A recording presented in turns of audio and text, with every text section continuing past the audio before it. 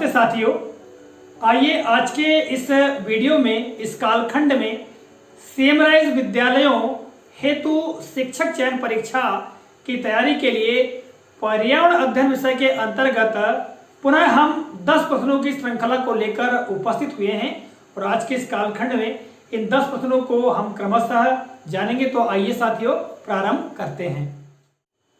तो साथियों, जैसा कि आप इस पहली स्लाइड में देख पा रहे हैं, सेमराइज विद्यालय शिक्षक चयन परीक्षा की तैयारी के लिए जो 10 प्रश्न तैयार हमने किया है, ये प्रश्न कक्षा 3 की पर्यावरण अध्ययन पाठ्य पुस्तक के पाठ 11 से पाठ 17 तक पहले हमने अध्ययन किया है। अध्ययन के पश्चात ही प्रश्नों को तैयार किया है। तो आइए क्रमशः हम प्रारंभ करते हैं और सबसे पहले हम प्रश्नों को पढ़ेंगे, उसके 4 विकल्प और फिर अंत में हम उत्तर पर भी विचार करेंगे। ठीक है, तो जैसा कि आप इस स्लाइड में देख पा रहे हैं, प्रश्न क्रमांक 1, ठीक है, यातायात में प्रयुक्त होने वाले जानवरों के प्रति बच्चों का जुड़ाव के लिए करना चाहिए। प्रश्न आप अच्छी तरह से समझ गए होंगे कि यातायात में जो प्रयुक्त होने वाले जानवर हैं, अर्थात आवागमन के लिए प्रयुक्त होने वाले जो जानवर हैं, उनके प्रति बच्चों का जुड़ाव करना है। तो उसके लिए क्या करना होगा? 4 विकल्प यहाँ पर दिए गए हैं। पहला विकल्प है जानवरों के प्रत्यक्ष दर्शन कराना चाहिए।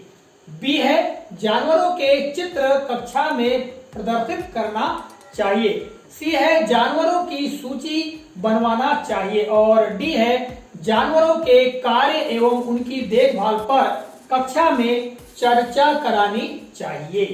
तो इन 4 विकल्पों को जब हम देखते हैं तो निश्चित तौर से जो विकल्प नंबर डी है यही उत्तर है। जानवरों के कार्य एवं उनकी देखभाल पर कक्षा में चर्चा करानी चाहिए। आइए अगले प्रश्न पर चर्चा करते हैं। जैसा कि आप देख पा रहे हैं, प्रश्न क्रमांक 2, बच्चों को सड़क सुरक्षा से संबंधित जानकारी देने के लिए।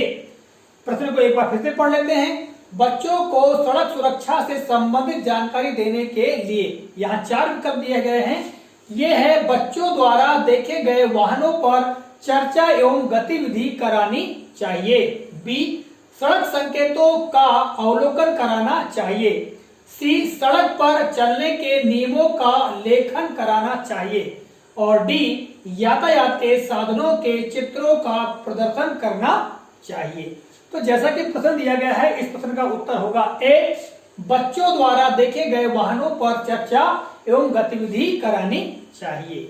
आगे बढ़ते हैं और इस स्लाइड में देखते हैं प्रश्न क्रमांक 3, बच्चों में अवलोकन कौशल का विकास किया जा सकता है यदि हमको बच्चों के अंदर अवलोकन कौशल का विकास करना है तो क्या करना होगा? यहाँ पर 4 विकल्प दिए गए हैं।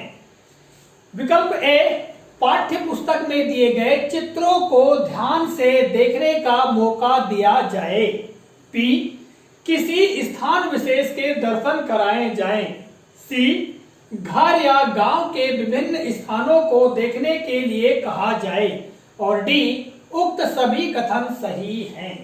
तो साथियों, इस प्रश्न के लिए उत्तर होगा डी, उक्त सभी कथन सही हैं। यदि हम बच्चों के अंदर अवलोकन कौशल का विकास करना चाहते हैं तो उसके लिए आवश्यक है कि हम पाठ्य पुस्तक में जो दिए गए चित्र हैं, उन चित्रों को ध्यान से देखने का बच्चों को अवसर दें और उस पर चर्चा भी करने को कहें।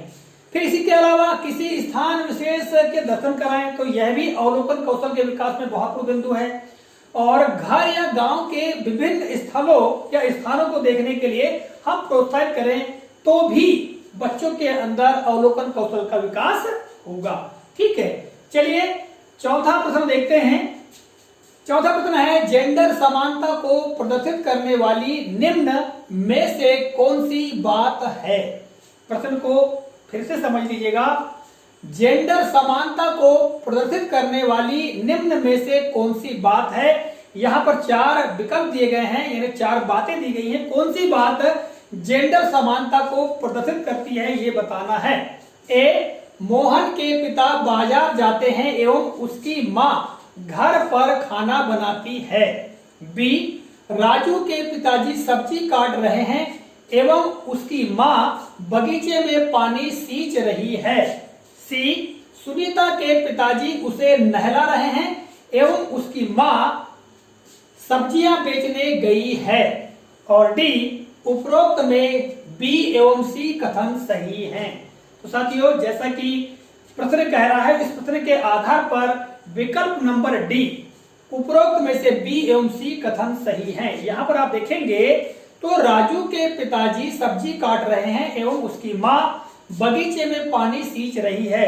यहाँ पर देखिएगा, जेंडर समानता की हम बात करते हैं तो खासकर पुरुष प्रधान समाज में अक्सर यह देखा जाता है कि जो पुरुषों के कार्य होते हैं वो वही करते हैं, महिलाओं के कार्य महिलाएं करती हैं। किंतु इस बिंदु में सब्जी काटना जो कि एक महिलाओं का काम माना जाता है, किंतु इसमें पुरुष कर रहा है, इसलिए यहाँ पर जेंडर समानता की बात देखने को हमको मिल रही है। साथ ही सुनीता के जो पिताजी हैं वो सुनीता को नहला रहे हैं, यानी बच्चों को नहला धुलाने का काम केवल महिलाओं का समझा जाता है, जबकि ऐसा नहीं है, इसमें पुरुष भी भागीदार हो सकते हैं। और इस विकल्प में यही बात प्रदर्शित हो रही है, और जो उसकी माँ है सब्जियां बेचने गई है। तो इस तरह से विकल्प नंबर बी और सी दोनों सही है, इसलिए विकल्प डी सही होगा।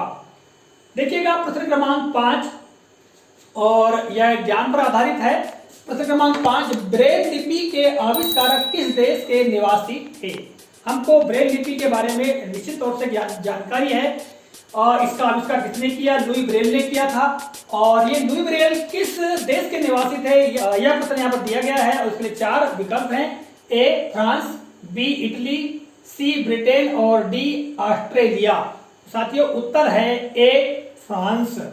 तो लुई ब्रेल जो थे वो फ्रांस के निवासी थे। इनके बारे में संक्षिप्त में बात भी कही गई है कि बचपन में लुई ब्रेल अपने पिताजी के जो औजार थे उसे वो खेल रहे थे, और खेलते खेलते कुछ औजार उनकी आंखों में चुभ गए और बाद में उसकी आंखें खराब हो गई।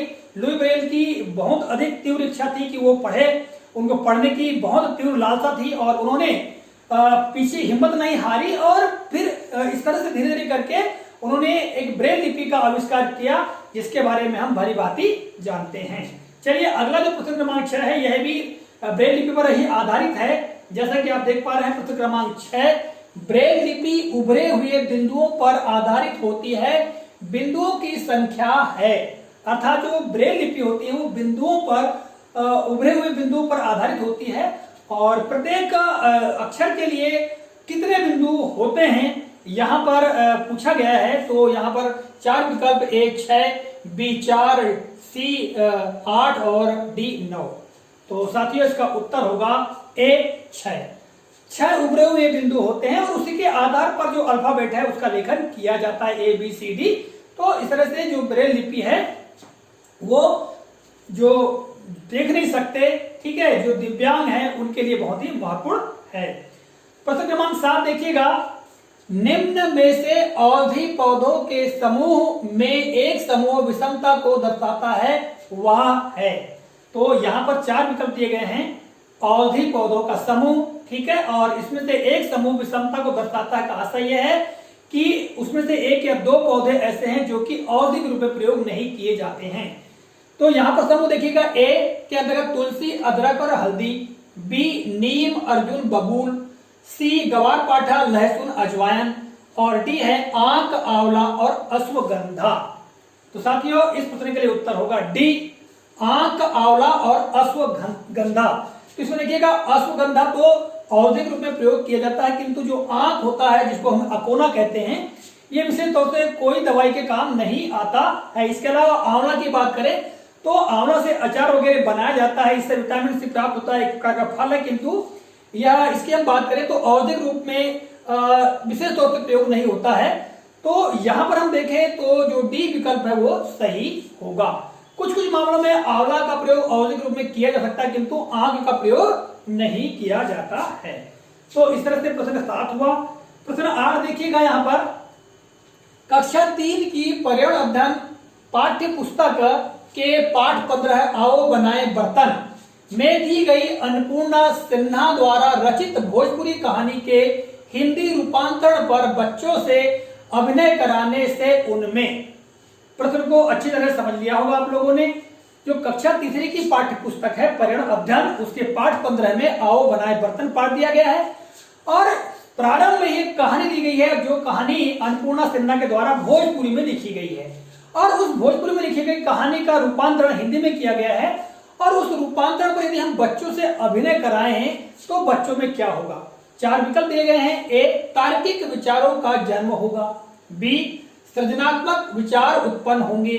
सी, कौशल विकसित होगा। और डी, उक्त में से कोई नहीं। तो साथियों इसका उत्तर होगा बी, सृजनात्मक विचार उत्पन्न होंगे, क्योंकि उसमें बर्तन बनाने से संबंधित कौवे और जो चिड़िया है उसकी कहानी दी गई है। ठीक है, उसका जब आप अध्ययन करेंगे तो आपको ज्ञात हो जाएगा। प्रश्न क्रमांक ध्यान देखिएगा, यहां पर एक पहली दी गई है प्रारंभ में कि राजा रानी वजीर सिपाही सबकी आपस में हुई लड़ाई।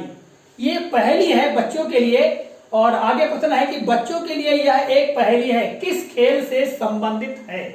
4 विकल्प दिए गए हैं, क्रिकेट, लूडो, शतरंज और सांप सीढ़ी।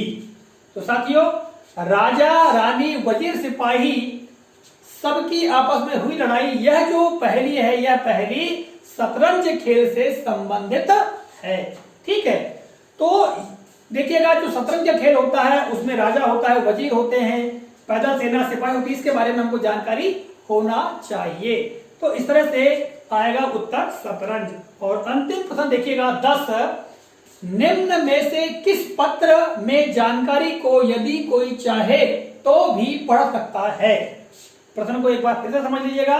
प्रश्न कह रहा है कि निम्न में से किस पत्र में, यानी ये जो 4 यहां पर विकल्प दिए गए हैं, इन 4 विकल्प में जो पत्र के प्रकार दिए गए हैं उनमें से यदि कोई व्यक्ति चाहे, चाहे पोस्टमैन हो, डाकिया हो, कोई व्यक्ति हो, चाहे तो पढ़ सकता है। तो वो किस पत्र की जानकारी को पढ़ सकता है। ए, पोस्ट कार्ड, बी, लिफाफा, सी, अंतर्देशीय पत्र और डी, उपरोक्त सभी। तो साथियों उत्तर होगा पोस्ट कार्ड। एक्चुअल में क्या है, पोस्ट कार्ड एक खुला हुआ पत्र होता है, उसमें पता भी रहता है और सारा विवरण भी ऊपर लिख दिया जाता है। जबकि लिफाफा की हम बात करें तो एक लिफाफा होता है, उसके अंदर चिट्ठी डाल दी जाती है और ऊपर से बंद कर दिया जाता है। अंदर की जानकारी को कोई नहीं पढ़ सकता, केवल पता भर पढ़ा जा सकता है।